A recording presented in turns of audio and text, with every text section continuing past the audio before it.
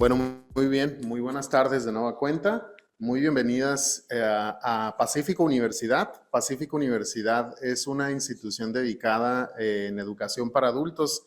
Ya contamos con 27 años de trayectoria acompañando las necesidades de los adultos trabajadores aquí en la región baja californiana. Mi nombre es Jonathan Curiel, yo soy el coordinador académico aquí de los programas de tanto de licenciatura, maestrías y posgrados aquí en la universidad. Y me encargo también de ir agendando junto con mi compañero Marco actividades que no solo sean académicas, sino también informativas, sobre todo en esta fecha tan especial. Entonces, el día de hoy nos tenemos el gusto, el honor de que nos acompañe la doctora Genoveva Ochoa, quien va a brindar la conferencia Prevención puede ser la solución, mitos y realidades del cáncer de mama. Entonces, rápidamente les comparto que la doctora Genoveva Ochoa Ortiz, ella pertenece al Instituto Nacional de Cancerología. Ella tiene una formación de base en la Facultad de Medicina de la Universidad de Guadalajara y pues es una especialista en hematología y oncología. Entonces, el día de hoy también este vínculo es gracias a una de nuestras distinguidas egresadas de licenciatura, Anabel, a quien le comparto también un agradecimiento especial por tener ese espacio tan genial, que nos acompañan en línea, también la asistencia presencial. Entonces, esta charla, más que informativa, también es de generar conciencia, de ir tombando justamente esos mitos, esos prejuicios que hay en torno a este tema tan importante como es el cáncer de mama, y pues en el mes también en donde hacemos conciencia de, digamos, este fenómeno que es algún padecimiento muy singular también de la población femenina, pero es muy importante también que tanto población femenina y masculina y en general toda la población estemos atentos y también con el enfoque de la prevención, que es el objetivo también de propiciar esta charla, esta conferencia el día de hoy. Entonces, sin más preámbulo, yo le cedo la palabra a la doctora Genoveva. Por favor, si le podemos compartir un fuerte aplauso. Muchas gracias. Adelante, doctor. Muchas gracias. ¿Sí se escucha? Sí. No, y con esta voz más, ¿verdad? Bueno, buenas tardes. Muchas gracias por la invitación. Okay. Muchas gracias por la invitación. Lo que más me interesa de la plática es el primer mito respecto al cáncer es el miedo. Entonces hay que romper ese mito del miedo, porque automáticamente en el momento en que tenemos el diagnóstico de cáncer ya sentimos que nos estamos muriendo. En realidad, ya cáncer no es sinónimo de muerte. Hemos evolucionado mucho en los últimos 10 años, pero así como hemos evolucionado para el tratamiento y la curación del cáncer, también se ha incrementado el cáncer de mama. El cáncer de mama se ha incrementado un 30% en los últimos 10 años y ahorita es el primer causa de cáncer en las mujeres. Y entonces platicaremos mucho, lo que más me interesa son las preguntas, entonces para poder platicar, es un tema tabú también el cáncer, el gran problema es por el desconocimiento y porque también la parte de nosotros como oncólogos que no tenemos la capacidad de educar y de participar en los foros donde tengamos que hablar de manera más básica, porque los médicos sentimos que Dios y nosotros nos hablamos de tú, entonces necesito que sea lo más sencillo posible para tratar de entender lo que es una enfermedad mala, que en realidad es algo muy, muy sencillo. Entonces, el cáncer es un problema de salud pública. ¿Esto qué significa? Que 5 de cada mexicanos de 10, 5 de 10 vamos a tener cáncer. Entonces, si aquí somos 10, ya la mitad vamos a tener cáncer. Y de esos 5, uno vamos a morir. Si somos 10, 5 vamos a tener cáncer y de esos 5, uno va a morir. Entonces, la mayor mortalidad se encuentra sobre todo en las personas avanzadas y algo muy difícil en este tipo de enfermedades es el nivel socioeconómico. Entonces, el mejor cáncer es el que nunca da. Y hay que tratar de prevenir al máximo que tengamos el cáncer mediante las medidas que vamos a platicar, porque es una enfermedad exorbitantemente cara. Entonces, es terrible que nuestra salud dependa principalmente del cáncer. Entonces, principalmente del dinero, de la economía. Entonces, el cáncer, aquí podemos ver un poquito de el cáncer. Entonces, en las mujeres, el cáncer de mama es la primera causa junto con el cáncer de cervix. Ambos son los únicos 2 cánceres Existen 100 cánceres en el mundo y los únicos 2 cánceres prevenibles en las mujeres es el del seno por la mastografía y el ultrasonido, y el del cervix por el Papa Nicolau. Los hombres, el más frecuente es el de próstata y también es prevenible mediante un análisis simple en la sangre, que es el antígeno prostático específico, que aquí se encuentra Leti para luego platicarnos sobre los laboratorios, que también es importante. Es un estudio simple, no duele, no tiene, entonces, todo, al igual que la mastografía se debe de hacer a partir de los 40, los hombres, entonces esta charla no es tanto para mujeres únicamente, los hombres se deben de hacer igual a los 40 una determinación de antígeno prostático específico. Entonces el cáncer hasta hace 20 años era la tercera causa de muerte, porque teníamos las cardiopatías, porque comemos mucha grasa. Las segundas eran las enfermedades cerebrovasculares, los eventos cerebrovasculares, hemorragias, infartos cerebrales, pero ya gracias al control de la presión arterial y de la diabetes, el cáncer ya es la segunda causa de muerte.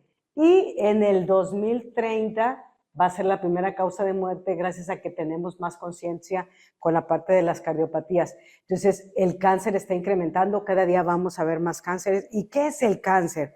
El cáncer es algo muy simple. Nosotros somos una máquina productora de células. Entonces, nosotros estamos constituidos de 200 trillones de células, que estas células se dividen cada 24 horas. Entonces, lo primero que me preguntan, doctora, ¿pero a mí por qué me dio el cáncer? Pues porque estamos vivos. El primer riesgo para descomponernos es estar vivos. Entonces, estas células se están dividiendo a una velocidad de 25 millones por segundo cada célula.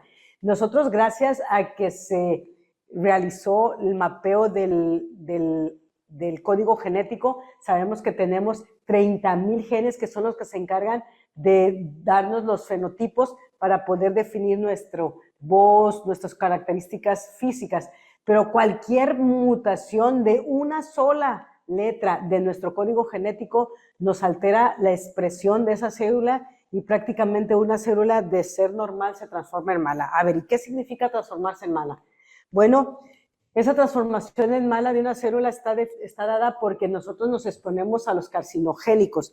El 50% de nuestros cánceres son prevenibles con nuestra dieta. ¿Cómo? Sí, los carcinogénicos es nuestra alimentación. Principalmente, la susceptibilidad de los tejidos a los carcinogénicos la da pues nuestra edad. El envejecimiento celular disminuye la capacidad para eliminar esas células y para eliminar esos carcinógenos.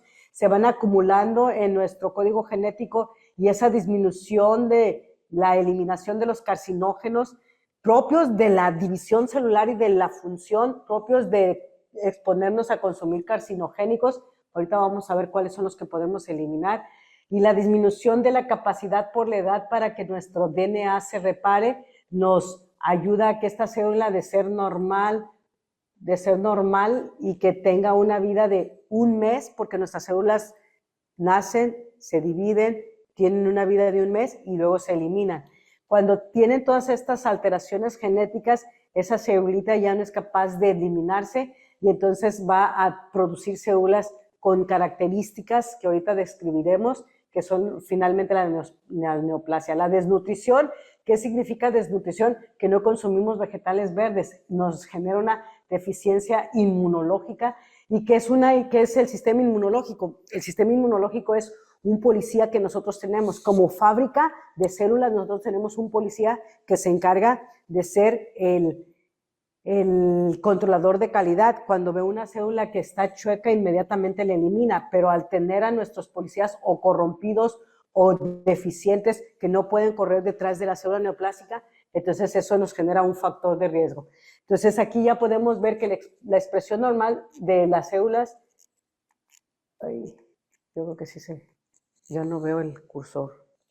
Entonces la expresión normal de las células es con un código genético de una célula que tiene una uniformidad, una función, una conducta, pero cuando esta se pierde, la célula aumenta su división celular, no le importa que tenga una formación dismórfica, pero lo que más hace una célula neoplásica peligrosa es que su objetivo es eliminar al huésped. ¿Cómo? Destruyéndolo. ¿Por qué? Porque esta célula tiene esa capacidad de ya no dividirse de manera ordenada, invade otros órganos, se emboliza a través de la sangre para ir sanidad a la circulación. Luego la circulación la atrapa, ese atrapamiento vascular genera nuevas venas y luego esas nuevas venas secundariamente se vuelve a extravasar para transportar de nuevo a otros sitios. Estas células se multiplican a una velocidad 10 veces más que lo normal, es resistente al sistema inmunológico. Aquí tenemos una célula neoplásica y aquí podemos ver que este es nuestro linfocito, nuestro policía. Si se fijan, está en una desventaja, produce nuevas venas para alimentarse y luego además no se muere. Entonces, esta célula es una campeona en decatlón y al ser una campeona en decatlón, pues no va a haber en realidad nada que la pueda detener. Por lo tanto, nosotros somos tan ordinarios que nuestra célula, la normal, no es campeona en decatlón, si acaso sería en triatlón, pero esta es en decatlón, entonces siempre nos va a ganar. ¿Por qué? Porque la célula nace, crece, hace su función, produce a su célula que se va a sustituir y se muere. Entonces son 5 capacidades, pero esta tiene 10. Entonces, fisiológicamente hablando, tenemos 200 tipos de células. La pregunta es siempre, doctora, ¿cuándo vamos a poder curar el cáncer? ¿Pero cuál? Entonces, nosotros tenemos 200 tipos de células y cada célula tiene su factor de riesgo, cada célula tiene su prevención, cada célula tiene su tratamiento. Entonces, son 200 y aquí nada más vamos a hablar de uno, por eso es una subespecialidad. Estas células, los 200 tipos, nacen, crecen, se multiplican y se mueren cuando es normal, mediante un código genético que existe una armonía que ninguna molesta a su vecino. Cuando esta célula pierde su código genético, se reproduce, no se muere, tiene un número indiscriminado y de esa manera parasita los otros órganos y termina finalmente sucumbiendo el paciente a la multiplicación de las células. Entonces, finalmente, la mitad de nuestros cánceres se disminuye el riesgo un 50% porque nosotros los condicionamos secundario a nuestros ingresos, a nuestras conductas socioculturales. ¿Qué significa esto? Que nosotros tenemos factores químicos como el alcohol. No podemos consumir más de 15 mililitros de alcohol. Las mujeres, máximo los hombres 30. Claro que yo soy feliz que tomen más, ¿verdad? Los hormonales, las mujeres después de la menopausia toman hormonas. Todos los ginecólogos les dan hormonas. Esto es un factor de riesgo hasta el 30%. Ahorita vemos los estudios. La alimentación alta en grasa animal nos da un 15% de riesgo y evidentemente el tabaquismo pues es el factor de riesgo más importante. No que nada más es uno, doctora, y que uno no, y que no le doy el golpe, no existe. O sea, en tabaquismo es ninguno, porque el factor de riesgo del tabaquismo es que ciegas nuestro sistema inmunológico y platicábamos que nuestro sistema inmunológico es el policía y si ya tenemos el policía que ya no puede ver, entonces ya se le escapa las células que están chuecas. Nosotros como seres vivos todos los días producimos células defectuosas, pero nuestro sistema inmunológico es tan perfecto que inmediatamente las elimina. Pero cuando el sistema inmunológico no funciona, pues se le pasa. Los factores virales que son la hepatitis para hepatocarcinoma y el virus del papiloma para el VPH también son prevenibles. Entonces aquí como pueden ver ya tenemos el 50%. Tenemos un gran problema en cáncer porque casi siempre decimos, no, es que mi familiar no tuvo cáncer, no tengo ningún familiar que tenga cáncer, por lo tanto yo no voy a tener cáncer. Eso es uno de los grandes mitos, porque nada más el cáncer familiar corresponde al 10%. El 90% son mutaciones secundarias a la exposición química, a la exposición viral, y las mutaciones genéticas hereditarias es muy fácil, es cuando la neoplasia, particularmente en cáncer, se presenta antes de los 45 años. Otro de los grandes mitos es, ¿necesito tener más de 50 años para tener cáncer? Sí, eso era antes. Ahorita tenemos pacientes con cáncer de mama de 20 años. Entonces, esto de los físicos, hay factores que podemos cambiar. La edad no la podemos cambiar. El primer factor de riesgo es la edad. Entonces, la edad, finalmente, ¿por qué es un factor de riesgo? Porque nuestro sistema inmunológico también se va haciendo viejito igual que nosotros. Pero el sedentarismo, esto sí, tenemos que movernos. El sedentarismo va a neutralizar nuestros factores superóxidos, que esos factores superóxidos, de alguna manera el ejercicio va a neutralizarlos para que no sean dañinos al código genético. Entonces, el cáncer de mama, hablando principalmente, vamos a ver los factores. La edad no la podemos modificar. La historia familiar tampoco, a menos que seamos hijos de la criada, les digo a los pacientes. Si tenemos mamá que tuvo cáncer a los 40 años, pues el factor de riesgo es muy alto, ¿verdad? Las alteraciones genéticas secundarias a la historia familiar tampoco las podemos modificar. Otro factor de riesgo es que ahorita, gracias a la alimentación alta en grasas y la contaminación de todo el pollo con hormonas, las niñas están menstruando a los 9 años. Entonces, a los 9 años, desde los 9 hasta los 50, ese seno se está exponiendo a las hormonas. Entonces, estamos menstruando a edad más temprana y la menopausia, esto es cuando se elimina la menstruación, se está llegando hasta los 55 años. Entonces, eso es un factor de riesgo. Esto tiene que ver con la alimentación alta en grasas y la contaminación. Evidentemente, los productores de alimentos pues no van a decir que la enriquecen y que alimentan a los pollos y con hormonas, ¿verdad? El clenbuterol. Las hormonas de reemplazo después de la menopausia, que esto es uno de los factores de riesgo más importante, porque cuando se va con el ginecólogo siempre es, ay doctor, es que tengo depresión, tengo síndrome del nido vacío, y entonces para todo le dan hormonas a las mujeres. Y esto pues es un factor de riesgo bien establecido. Los factores reproductivos es otro gran factor no modificable, o bueno, que la sociedad actual, la modernidad, nos ha hecho que tengamos los embarazos después de los 35 años. La edad para que se madure el seno es antes de los 34, de los 20 a los 34, pero con nuestras actividades profesionales ya no estamos teniendo embarazos antes de los 35 años. Y otro gran problema, ya no estamos amamantando. El factor de riesgo también para prevención es el amamantar.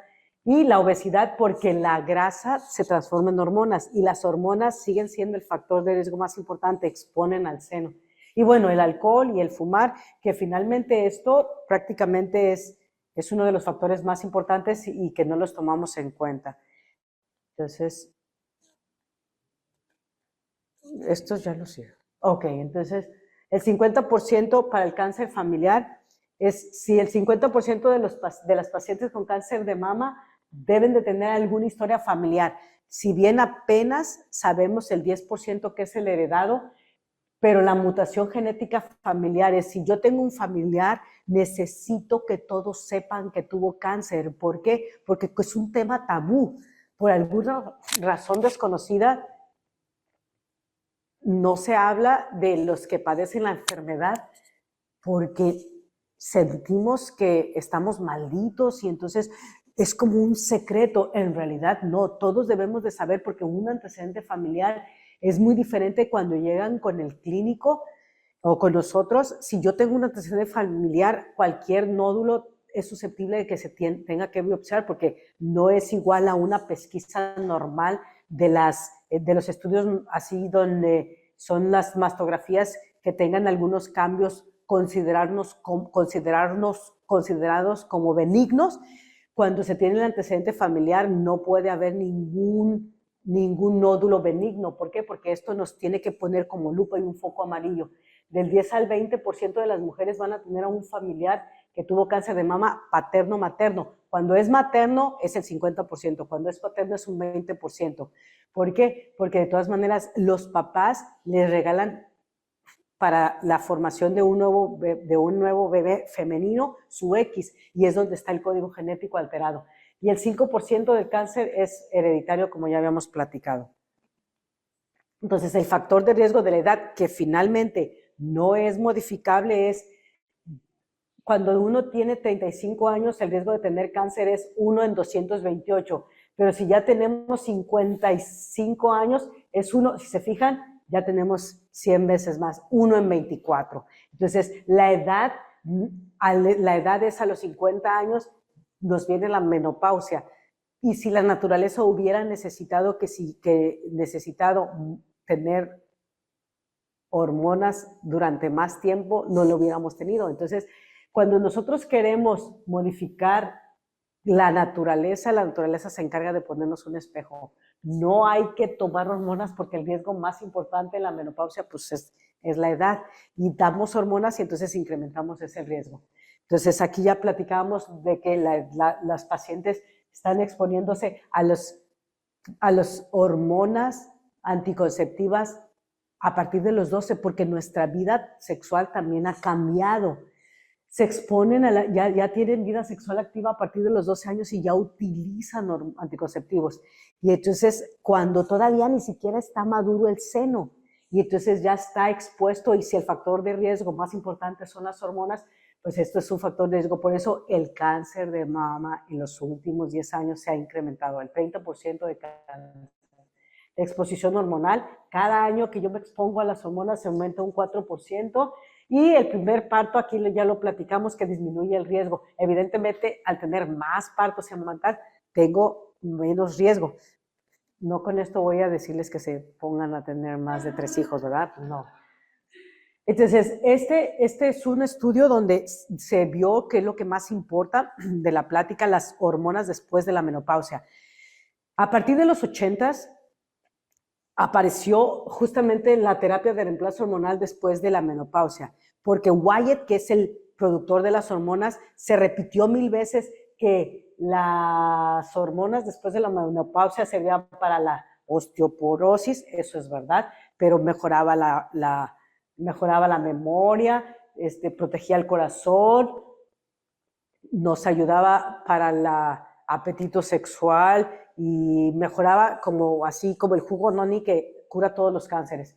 Entonces las feministas decían, necesitamos estudios verdaderamente científicos para poder definir que en realidad las hormonas después de la menopausia no son un riesgo. Pero como en medicina también vamos teniendo conductas no adecuadas por la industria, esto es el dinero, la industria entonces dijo, bueno, 1000 veces vamos a hacer este estudio controlado, doble ciego, donde se puso a 1 millón de pacientes con hormonas y a 1 millón de pacientes sin hormonas, y este estudio se empezó apenas en el 2000 en realidad, y estaba diseñado para terminarse en el 2005. Imagínense, desde los 80 hasta el 2000 fue el primer estudio científico. Y entonces, en un estudio científico tiene que dar resultados preliminares en los primeros 3 años de reclutamiento. Nos dio un aumento, las hormonas después de la menopausia, 30%, un aumento de embolias cerebrales y un aumento de cáncer de mama. Entonces, con esto, el estudio se suspendió, y ya a hoy por hoy, dar hormonas después del embarazo es una negligencia. El 90% de las pacientes toman hormonas por indicación de su ginecólogo. Pero el ginecólogo no es un científico, ese es el otro gran problema. Los ginecólogos son cirujanos y más obstetras, no se forman tanto como ginecólogos. Entonces el ginecólogo siente que si no da hormonas no se va a ver muy fancy o se le va a ir el paciente, pero hoy por hoy es una contraindicación. Si se las prescriben, ustedes van a decir, no, doctor, e incrementa el riesgo de cáncer un 30%. Pero aunque yo les diga y vaya y les explique, a ellos no les importa porque los laboratorios les pagan los viajes a Cancún. Ese es otro gran problema. Hay mucha prostitución dentro del área médica. Entonces las hormonas, los oncólogos las odiamos, no las podemos ver, y esto después de que empezó en los 80s, terapia de reemplazo hormonal, y el primer argumento que hizo la industria farmacéutica es, van a ser todas las mamás y las nietas y las hijas van a continuar menstruando, y entonces eso hicieron que fuera como parte de la feminidad, y la menopausia era una enfermedad. La menopausia no es una enfermedad, la menopausia es un ciclo normal.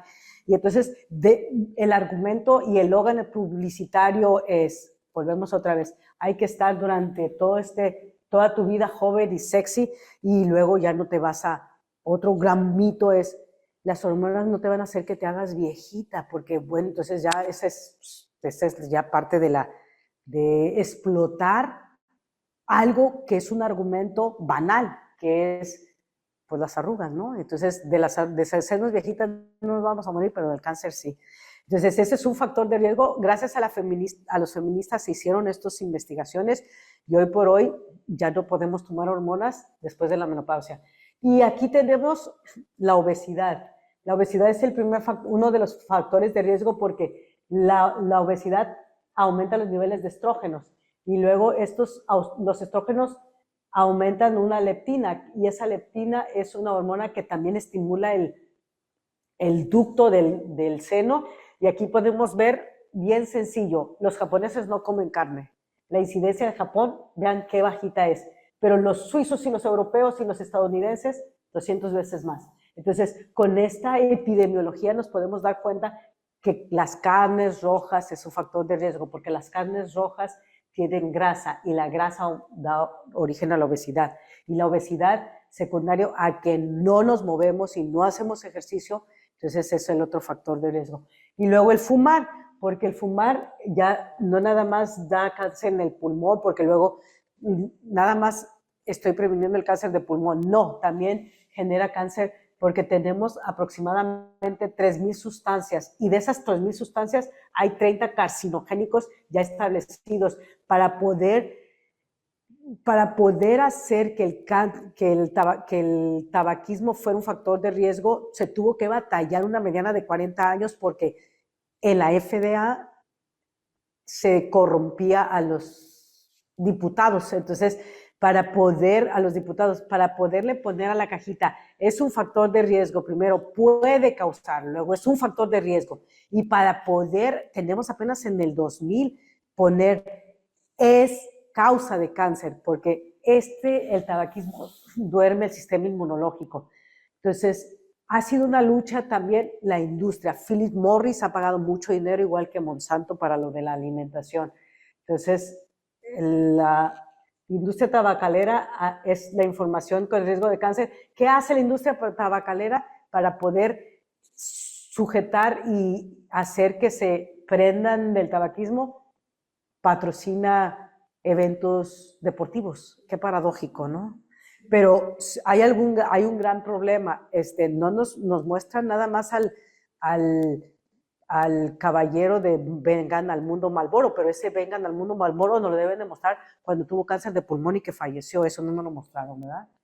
Entonces, es un factor de riesgo, 16 veces el factor de riesgo. Y bueno, cuando ustedes estén con una reunión con algún amigo o amiga que esté fumando y les diga, porque esto es sociocultural, no fumas, ustedes le van a decir, ¿cómo? ¿Fumas? Ya es la expresión, ¿verdad? Entonces, el alcohol y el tabaco juntos incrementa el riesgo. Ya en las premenopáusicas, de 6 a 9 veces por cada bebida extra a una. Solamente podemos tomar una. Más de 2 bebidas incrementamos el 30 a 40%. La menopausia y hormonas, ya platicamos. El fumar, el 30%, que ya lo vimos. ¿Cuánto debemos de tomar? 125 mililitros de vino, 25 mililitros de licor, una cerveza, porque el hígado es lo único que puede neutralizar en 24 horas. Todo lo que está más allá de 24 horas de alcohol ya es tóxico para la célula que vimos. Entonces, no se suman, porque luego el fin de semana me quiero tomar las 3 del lunes, martes. No se suman, ¿eh? No se suman. No se pueden sumar. Entonces, bueno, aquí está lo máximo que podemos. La recomendación es tan simple. 200, no sé cuánto tenga una cerveza, 285, ¿cuánto tiene una cerveza? Una cerveza, una copa de vino, o este es un tequila, pues sí, no puedo tomarme esta de tequila, ¿verdad? Sí, porque eso depende de la cantidad de alcohol. Entonces, ahora sabemos que las hormonas, a partir de los 80s que los usamos, 80, 90, 30, 40 años tuvieron que pasar, y gracias a las feministas, porque lo veían, pero cuando pagó Wyatt el estudio para que ya se callaran la boca, finalmente la evidencia fue contundente, y ya entonces ahora sacaron las hormonas naturales. No existen las hormonas naturales. Las hormonas naturales no se absorben en el estómago. Entonces, desde el empirismo puro hemos pasado a los estudios controlados, aleatorizados, científicos verdaderos, donde los factores de riesgo para la salud de las mujeres finalmente pues son así como que desechables, y desechables en cuanto a que no les interesa. De próstata hay mucha investigación, de cáncer de mama no tanto. Digo, ahorita ya ha cambiado porque ya vemos más médicos científicos mujeres.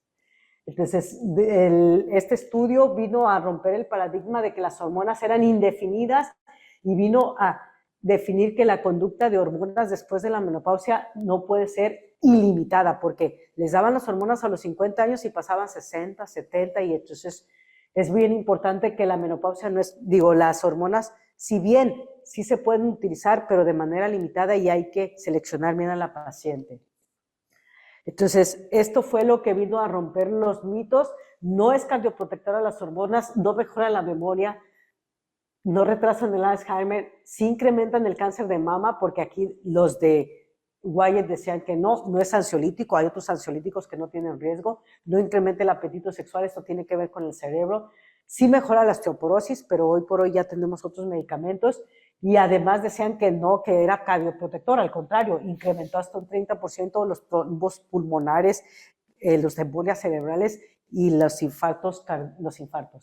Entonces, hoy es una realidad que esto es lo que nos aumenta las hormonas y sí mejora la osteoporosis y por alguna razón disminuyen el cáncer de colon. Entonces estamos por investigar todo esto. Entonces, así es como evoluciona la ciencia.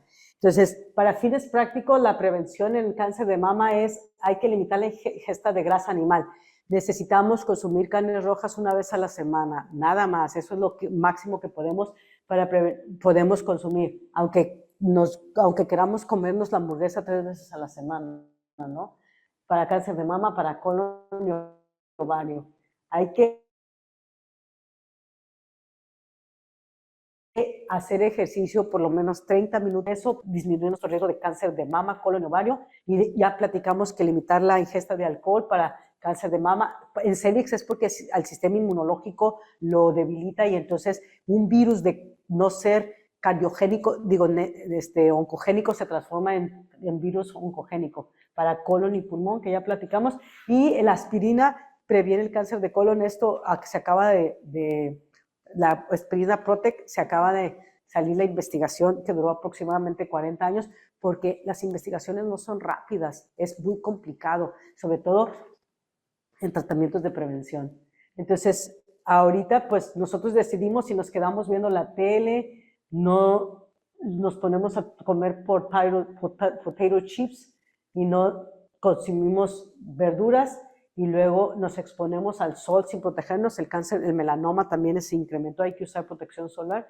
Y entonces, y también fumamos y no nos importa, ¿verdad? O cantamos y el mejor cáncer es el que nunca da. Y algo muy importante, hay que detectarse, en cáncer de mama hay que empezar la autoexploración a los 20 años. Hay que hacerse la mastografía a partir de los 40, junto con un ultrasonido. Y algo muy importante es que sigan su instinto. Las pacientes tienen molestias, van con su ginecólogo y les dice el ginecólogo, no es nada, pero si ustedes sienten molestia, busquen segundas opiniones, sobre todo porque nadie se conoce mejor que ustedes. Entonces, a partir de ahorita empiezan las preguntas.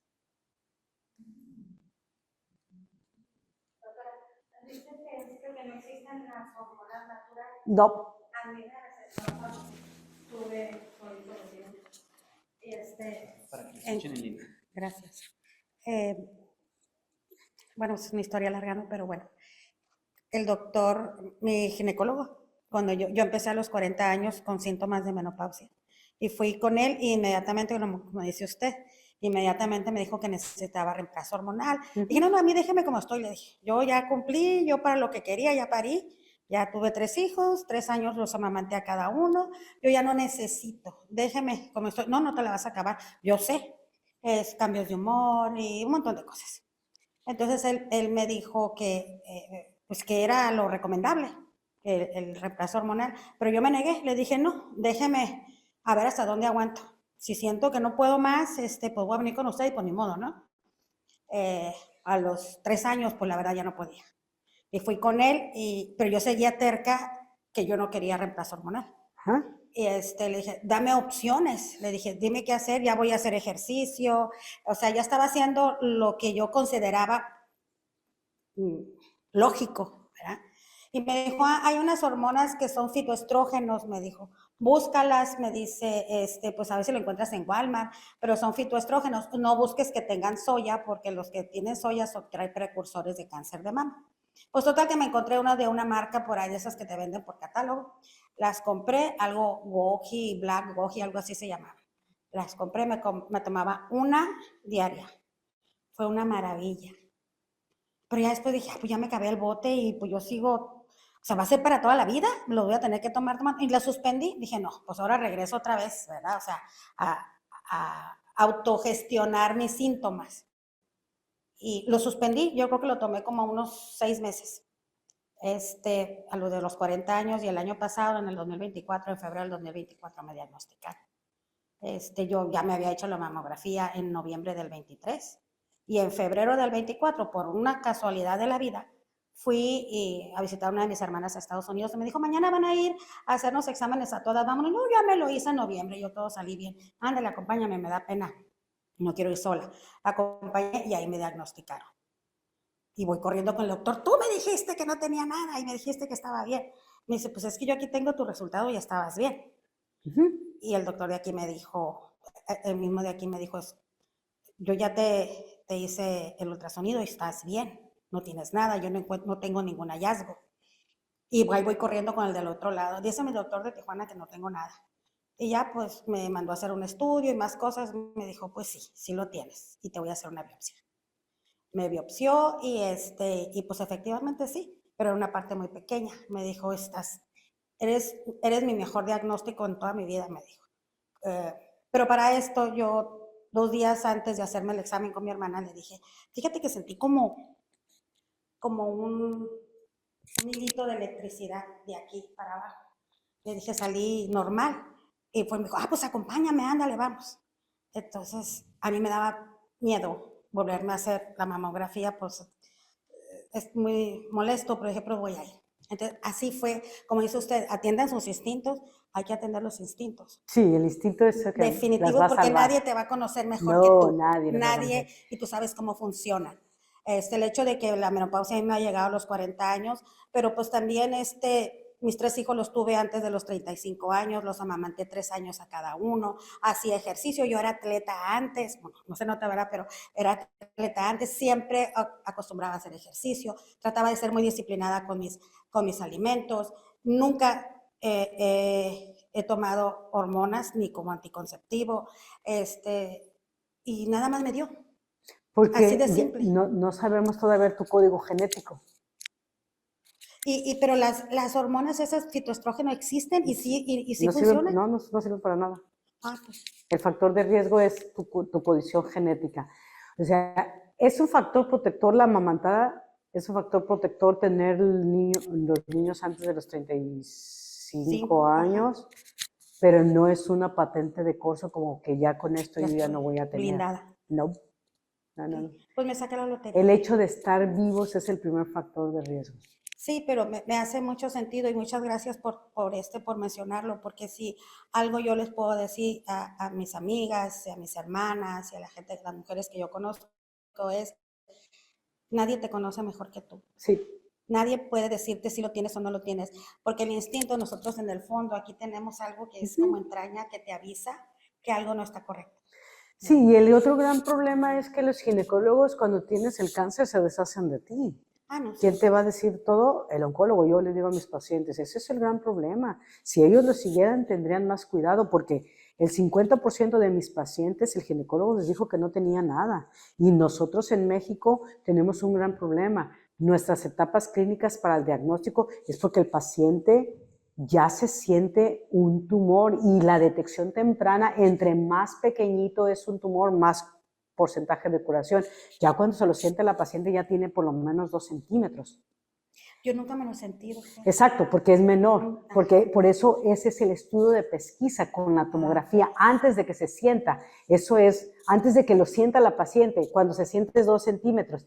Puede ser de 1 centímetro y solo se detecta por mastografía. Por eso, de los 100 tipos o 200 tipos de cáncer, nada más tenemos 3 para diagnosticar temprano: seno, cervix, próstata.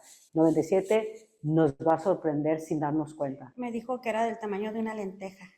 Sí, menos de 1 centímetro. Me dijo, ese es el mejor diagnóstico que he visto en toda mi carrera. O por lo menos el más temprano. El más a eso se refería. Era el más temprano. Me dijo, y sí, fueron 10 10 inyecciones terribles. Fui a ver a Dios muchas veces y al infierno bajé otras 4, ¿verdad? Sí, Pero sí. sí fue muy terrible, pero soy muy afortunada, pero también hay otra cosa que dijo usted, doctor, que muchas veces nos callamos y no decimos. Yo durante todo el proceso yo no le dije a nadie, ni mis hijos, ni mi esposo, ni mis hermanas, más que 2 amigas, nada más. Yo no quería que nadie supiera, porque si las cosas no funcionan, yo tenía miedo verles la cara a mis hijos, que ellos sufrieran. Entonces yo siempre decía, desde la primera inyección dije, bueno, ya les ahorré una. Si para la número 2 yo no puedo, voy a pedir ayuda.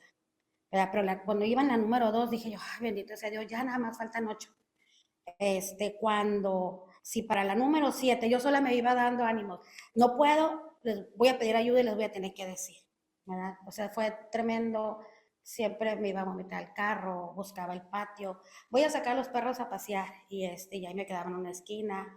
O sea, por, por la necesidad de protegerlos a ellos para que ellos no se den cuenta que sufran junto conmigo, porque yo sabía que yo iba a tener que ser fuerte por 2. O sea, fuerte para mí, para aguantar todo eso, y fuerte por 4, por mis hijos y Pues mi igual esposo. hubiera sido compartido menos pesado, ¿no? Pero no se deben de callar. Dios guarda, ¿verdad? Pero si volviera a pasar por ese escenario, ahora sí pido ayuda. Sí, claro. Pero, porque sí fue muy terrible. Sí, porque nos Estar sola, sentimos. no saber, tener miedo de dormirte, porque no sabes si mañana vas a despertar o cómo le vas a hacer. Sí, no, se tiene que compartir los duelos. Pues es que nos mintieron cuando nos dijeron que la vida era solo rosita todo el tiempo. Sí, Porque eso es parte de la madurez y parte de vivir. Entonces no tienen por qué, ay, es tema tabú, ¿no? Y eso del sufrimiento, es no, que al contrario. no es el tabú, yo creo que no sé, es como la necesidad de protegerlos a ellos, ¿verdad? Son 3 hombres, si hubieran sido mujeres sí les digo, ¿verdad? Pero son bien chillones. Entonces, son 3 hijos que... Por eso tenemos los machos, porque no nos exponen. No los exponen a, sí, por eso. Ese es otro gran problema. Son unos discapacitados. Bueno, esa sería otra cuestión. Pero tendría que, Dios guarda la verdad, pero yo creo que si yo tuviera la oportunidad de replicar mi experiencia, si les dijera, creen tu suicidio, nadie te conoce mejor que tú, y no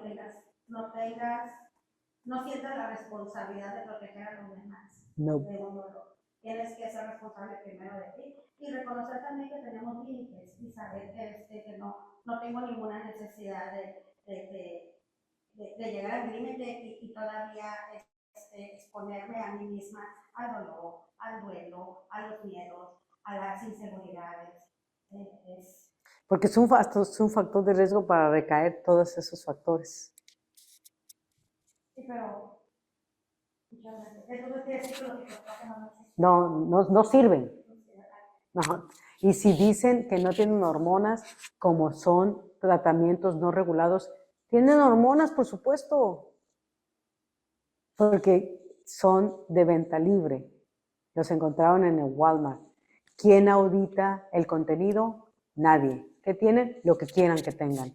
Entonces, si les sirvió, tiene hormonas, por supuesto. Doctora, ¿usted habla de tamizaje como lo que es el ultrasonido mamario? Sí. Lo que es La mastografía. obviamente la autoexploración, la mastografía. ¿Qué opina de la termografía? No, en realidad es un estudio de pesquisa para que funcione. De pesquisa es lo mismo que detección temprana. Detección temprana tiene que ser simple, barato y accesible. La demografía no es accesible, no es ni simple ni barato. ¿Y qué significa eso? Que vamos a diagnosticarlo y nos va a ser útil para que el gasto que implique salve determinadas vidas.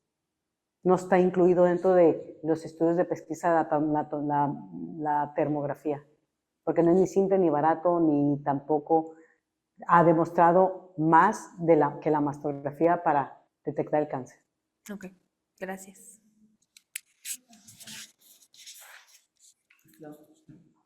Bueno, ahorita vamos para allá.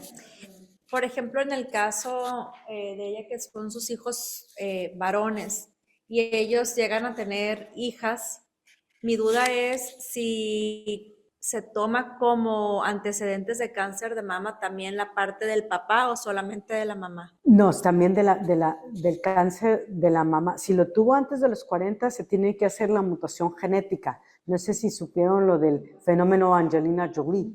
Bueno, entonces antes de los 40 años se tiene que hacer el BRCA porque a los hombres da cáncer de próstata y a las mujeres cáncer de mama, si está mutado. Pero si se tiene el antecedente de ella como cáncer de mama, sus hijos tienen cáncer de próstata. Por eso es importante que sepan. Pero la nieta, por ejemplo, a las nietas del lado de sus hijos. O sea, Solamente un 20%. Si tuviera hijas, sería un 50%. Ok. En mi caso, doctora, que yo analicé todos los 56 años, Ajá. sigue siendo todavía heredable, porque, por ejemplo, a mí me dieron unos solo medicamentos para que lo que me queda de hormonas, que ya no siguiera produciendo. Entonces, se me presentó a los 56, cuando yo, según yo ya lo había ligado con la menopausia, pero todavía tenía síntomas. Pero fue a los 56 años, ahorita actualmente tengo 58, y sigo tomando el medicamento ese que me dieron. Me atendí en Estados Unidos, sí. Yo creo, con mucha tristeza, uno reflexiona y dice, fui muy afortunada porque tuve la posibilidad de atenderme rápido. Me lo detectaron un martes y el siguiente semana, el jueves, yo ya estaba divorciada y esperando un resultado, ¿no? Pero es muy carísimo. Luego, esa que te meten, no sé cómo se llama, que vas aquí a Tecate. El PET scan. El PET scan. Es una cosa inalcanzable. O sea, ¿cuánta gente tiene la posibilidad de hacer eso? Solamente el 2% del país. Es impresionante lo carísimo que es. Me lo Sí. tengo que hacer cada 6 meses. Un seguimiento tremendo. Cada ratito me cambian el medicamento. En cuanto me cambian las dosis, son 2-3 días que estoy en calidad de bulto. Pero he tenido muy buenos resultados. Siempre he salido bien, ¿verdad? Pero Dios te manda las pruebas y te manda los médicos, ¿verdad? Pero sí es muy complicado, es muy difícil, es muy doloroso, es muy desgastante. Pero también enseña a vivir de una manera diferente. Sí, da fortaleza. Finalmente se hacen los pacientes mucho más fuertes. Pero en realidad fue más difícil para ti porque tú lo hiciste sola. Sí, y no había necesidad de eso. Bueno, pero no estamos hablando de eso. Sí. Lo de los 56 años, lo que decía la compañera. No, ese tiene que ver con el envejecimiento, no, eso es por la edad. Ese no es genético. Pero de todas maneras sí es un factor de riesgo si tuvieras hijas, tu antecedente. Y para tus hijos, para cáncer de próstata. Entonces, por eso sí deben de saber. Gracias. Yo, hablando en cuestiones hormonales principalmente, ¿qué médico especialista es el indicado para ver todos esos temas hormonales? Digo, nosotros estamos acostumbradas a siempre ir o acercarnos al ginecólogo, pero ya en un tema de control hormonal, ¿qué especialidad es la indicada? ¿Quién sería el adecuado? Es el endocrinólogo, pero no hay. Okay. Desafortunadamente, de hecho, el endocrinólogo cuando empezaron en los 80s fue el doctor Nova que decía, es una irresponsabilidad dar hormonas a diestra y siniestra sin saber cuáles los efectos que vamos a tener a largo plazo. Sí. Finalmente, 40 años después, todos regresamos que era endocrinólogo, con el doctor Nova a decir, ¿sabe qué? Usted tenía razón, porque las hormonas después de 40 años sabemos que incrementó el cáncer del 30%. Idealmente sería el endocrinólogo. Realmente no hay endocrinólogos en el mundo. O sea, hay 3 y luego 2 no les gusta ver hormonas y entonces estamos en manos de los ginecólogos y los ginecólogos son obstetras. El 80% de su formación son obstetras, o sea, ven niños. Entonces, sí, ese es un problema de salud. En México es muy triste. No sé si en el mundo, no tengo las estadísticas, pero en México estamos en la calle, ¿eh? Sí, esa es la realidad. Sí, en el mundo. Okay. ¿Alguien en línea tendrá alguna pregunta que quisiera expresar, ya sea por el chat o abrir el micrófono, si nos pueden indicar. Si no, ¿alguien más por aquí tiene alguna pregunta? Yo tengo una pregunta. Muchas gracias por la plática, la verdad muy ilustrativa y qué bueno que se realizó para conocer de estos temas tan importantes. Yo tengo una pregunta también más personal en el sentido de cómo yo lo puedo hacer con mi mamá, ¿no? Cómo yo lo puedo hacer con mi mamá y con mi tía, que ambas son muy católicas, ¿no? El tema de simplemente ir a hacerse revisiones médicas, pues es muy difícil. Y por más conciencia, por ejemplo, de nosotros como hijos, o como familiares, también en el caso de mi tía, no sabemos cómo romper ese patrón cultural, ¿no? No, sí, ese es un gran problema porque aquí finalmente la religión viene a ser un lastre, ¿no? El padre, si el padre les dijera Okay. que se hicieran los estudios, pero pues tendremos que ir a darles una plática a los padres. Sí, sí, Sí, o sea, ¿verdad? como por ejemplo ahorita se ha presentado en esta pequeña conversación los aspectos socioculturales que implican aún más esta enfermedad, Sí, ¿no? sí, sí. Por ejemplo, el hecho de no socializarlo como algo también muy cultural de donde nosotros nos hacemos el peso de todo y lo sacamos adelante con nuestras fuerzas, pero también el tema de la religión, el tema de que se le considera tabú también. O sea, nadie quiere ver sufrir a nuestros seres queridos, pero por dentro nosotros podemos estar en una situación muy complicada y podemos contar con acompañamiento, ¿no? Entonces, una segunda pregunta es, lamentablemente sucedió con alguien conocido, le detectan cáncer de mama. ¿Cuáles son los primeros pasos de acompañamiento para brindarle? Lo primero es estar allí y no abrir la boca, porque luego todos tenemos un oncólogo dentro y un nutriólogo, y luego todos tenemos el psicólogo y hasta el tanatólogo. Entonces, en realidad, nada más estar ahí es suficiente, no se necesita más para un duelo. Pero entonces empezamos jugo de quién sabe qué, ¿no? Y otro gran problema que tenemos culturalmente hablando en este país es que el único idiota es el médico porque todos tienen el jugo, la curación y entonces no opinar y los inmunocal y la dieta y no comer azúcar, que es otro de los grandes mitos que porque alimenta el cáncer, pues no tiene nada que ver en realidad. La ciencia es muy transparente y si eso fuera real, yo tendría que estarlo diciendo aquí, ¿no? Entonces, ese es un gran problema, que consumimos tratamientos ayudadores, pero neutralizamos la acción de los medicamentos que ya tenemos cómo funcionan, la forma de que funcionan, y tenemos un 50% de menos efectos sobre los tratamientos en los pacientes que reciben tratamientos oncológicos. Entonces, el mejor consejo es no te tomes lo que te diga el vecino, pero normalmente el vecino es tan docto que me tomo todo lo que me dan, ¿verdad? Ese es otro gran problema cultural. Entonces, no aconsejar que no tome nada. Y para que la quimio no te haga tanto efecto, toma vitaminas. Y las vitaminas son un alimento para el tumor, entonces hacen resistencia al tumor y todos toman vitaminas. Las vitaminas en realidad, otra vez la industria, no sirven. Se hicieron nada más para los que no tenían intestino, porque nuestro intestino para eso es. Pero todos tomamos vitaminas y las eliminamos a los 2 minutos cuando orinamos. Entonces, todos les dan vitaminas. Entonces, nos hacemos consejeros. Entonces, nada más dónde se graduaron, pues leemos 15 minutos en Google y ya nos sentimos doctores. Es más complejo que eso. Sí, y una última intervención sería también si además del tratamiento médico, que pues que es esencial en estos casos, si existen redes a donde puedan acudir en caso como de que lo hayan detectado, no saben cómo manejarlo, no lo quieren comunicar, pero tal vez hay alguna red de ayuda. Sí, también volvemos otra vez, digo, vamos a salir aquí llorando todos, ¿verdad? Pero pues la verdad es, soporta todas las inspecciones.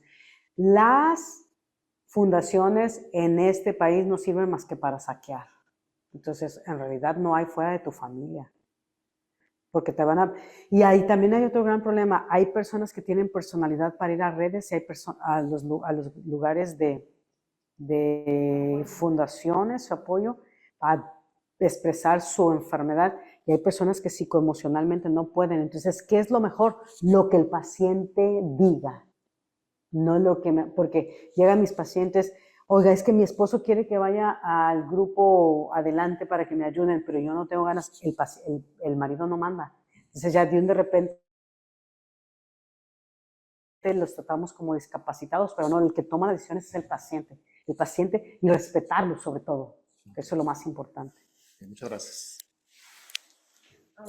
Últimamente, y lo he visto, la incidencia de cáncer de mama en hombres ha aumentado. No, el cáncer de mama en hombres no ha aumentado.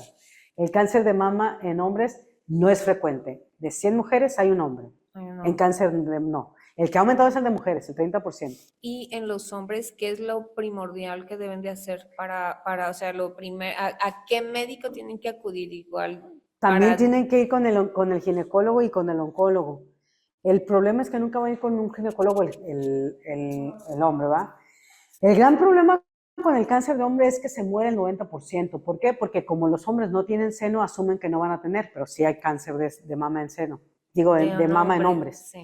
Entonces, cualquier nódulo, bola, chipote, crecimiento, tumor, anormalidad, síntoma, vayan a hacerse, hay ultrasonidos, hay mastografía también para los hombres. Y entonces se debe hacer inmediatamente la biopsia, ya es cerrada. Y sobre todo lo más importante en un hombre es pensar e integrar en el cerebro que pueden tener cáncer de mama aunque no tengan glándula mamaria, porque quedan restos. Cuando nosotros estamos embriológicamente hablando, estamos con restos de tejido mamario. Claro, las hormonas hacen que crezca, o las hormonas femeninas hacen que crezca, las masculinas lo hacen que se desaparezca. Okay, entonces, pero quedan vestigios que esos son los que se transforman en malos. Pero sí son solo 1 de cada 100. Okay. Yo tengo 2 preguntas, doctora. Bueno, 2 en una. Primero sería, ¿cuál es el mejor método de prevención y cuál es el mejor tratamiento para el cáncer de mama, particularmente? Bueno, de prevención son esto que ya platicamos y el mejor tratamiento va a depender de la etapa clínica. En cáncer de mama se divide, ahora sí les digo a mis pacientes, de acuerdo al crimen es el castigo. La enfermedad temprana es la que tiene un tamaño menor de 2 centímetros, en la etapa clínica 1. El tratamiento primario es, muerto el perro se acaba la rabia, la mastectomía. O puede haber cirugía conservadora, pero para hacer cirugía conservadora es solo quitar el tumor y dar radiaciones. Depende de qué depende un tratamiento radical versus un tratamiento conservador, del recurso. Volvemos otra vez, si el paciente no tiene la probabilidad de recibir radiaciones, no le vamos a aconsejar una cirugía conservadora. En Tijuana nada más hay un aparato de radioterapia y dar radiaciones cuesta aproximadamente 250,000 pesos. Entonces, es mejor hacerle la mastectomía radical porque les puede costar 3,000 o 4,000 dólares y están curadas. Etapa clínica 1 y 2, la etapa clínica 1 es la cirugía. La etapa clínica 2 es cuando tenemos el tamaño de tumor mayor de 2 centímetros, pero eso ya se la siente la paciente y va a necesitar la cirugía, siempre la cirugía, y luego quimioterapia. La etapa clínica 3 es cuando ya hay más de 3 ganglios contaminados o un tamaño de 5 centímetros, pero ese hasta el del camión sabe que es un cáncer, pero ese es como los diagnosticamos, donde va a ser primero quimioterapia para hacer chiquito ese tumor, porque antes se operaban todos, pero se operaba sobre tumor. No, ya ahora los tumores mayores de 5 centímetros o con invasión clínica que detectemos que tienen los ganglios contaminados, porque los ganglios es una extensión de la sangre, se da quimio primero, se hace pequeñito, se opera y luego se da otra vez quimioterapia y luego se da radiaciones. Pero ya en etapas clínicas 3 ya no es saber si quiero dar radiaciones, tiene que recibirla. Y en etapa clínica 4 es cuando el tumor se anida en los órganos distantes como el pulmón y el hígado, y ese tumor ya no nos importa la cirugía del control local porque ya está regado, ya va a tener que tomar tratamiento toda su vida. La etapa clínica 3 y 4 se diagnostican en este país en el 70% de los casos. 2 es el 20% y solamente 1 un 10%. En los países del primer mundo, El 90% es etapa clínica temprana. ¿Por qué? Porque existe la cultura y la cultura. Ok. Y mencionaba respecto a los mitos, y ese mito que dijo así tajantemente, ¿no? El azúcar. No, Es algo eso que es yo he un mito escuchado. total, absoluto, total. No sé de dónde lo sacaron ni quién lo sacó, Ya. ni dónde están los estudios científicos, médicos así que los muestren. Si en medicina nos pueden decir que creamos en Dios aunque no la veamos, pero en medicina es todo lo que se diga tiene que tener documentado. Okay. Entonces, no, eso es Determinantemente un no mito es un- completo y Ok. absoluto. Muy bien. Sí. Vi que alguien tenía una pregunta en línea. Hicieron nada más una consulta si sería posible que nos compartieran la presentación para... Sí, sin problema. Ah, sí, Sin la podemos problema. compartir. Ok. ¿Alguna otra pregunta en línea? No sé si Ayante, Dale, Claudia, Mónica, si no, para avanzar.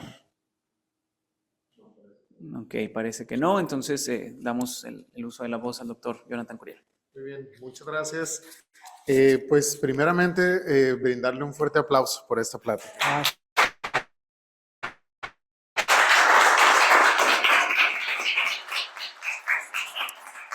Le voy a hacer una entrega de reconocimiento. Es un reconocimiento.